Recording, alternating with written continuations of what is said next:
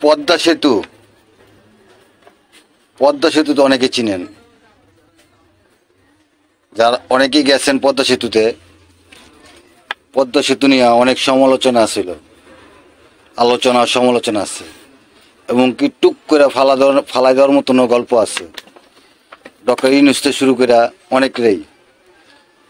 তো এই পদ্মা নদীর যে পদ্মা সেতু, এটা এক সময় একজনে বলছে হবে, একজনে বলছে হবে না।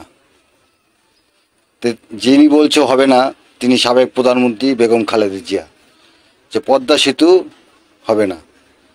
আর আওয়ামী লীগ সরকার আমলে শেখ হাসিনা বলছে পদ্মা সেতু হবে।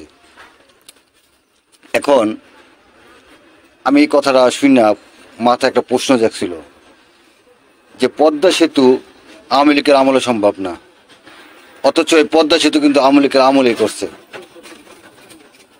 আওয়ামী লীগের আমলেই পদ্মা সেতু করা হয়েছে। আচ্ছা, এখন বিষয়টা একটু চিন্তা করে দেখেন কিভাবে করলো। সে বলছে হবে না আর সে করছে, বিষয়টা এরকম।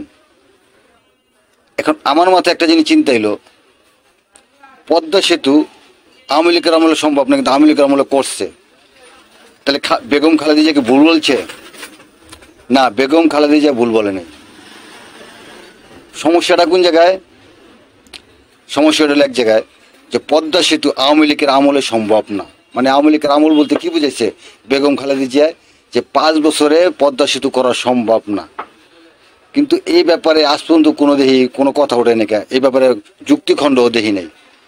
সে বলছে 5 বছরে, মানে এই সরকার আমলে, আমল বলতে 5 বছরের, কারণ সরকার 5 বছরের পর আবার এক সরকার আইব 5 বছর, তো এক সরকার আমলে এটা সম্ভব না।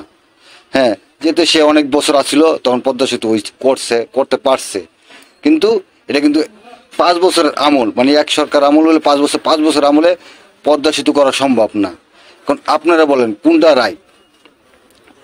একটা মানুষ যদি এদের থেকে ধরেন এটা পড়ালেখা করে, সে কি আয় পরীক্ষা দিতে পারবো?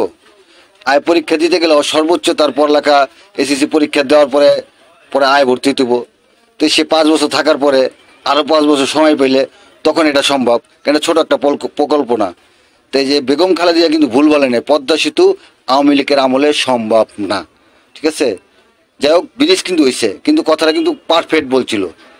তো অনেকে এটা যুক্তিখণ্ড দিতে পারে না গা, আমি কিন্তু অনেক বলবো বলি নাই, কিন্তু কেন বলি নাই, কথা করার একটু সমস্যা ছিল।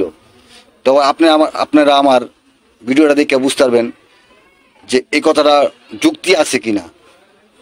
সবাই ভালো থাকবেন, অবশ্যই আপনারা বিবেক বুদ্ধিটা যাচাই করবেন।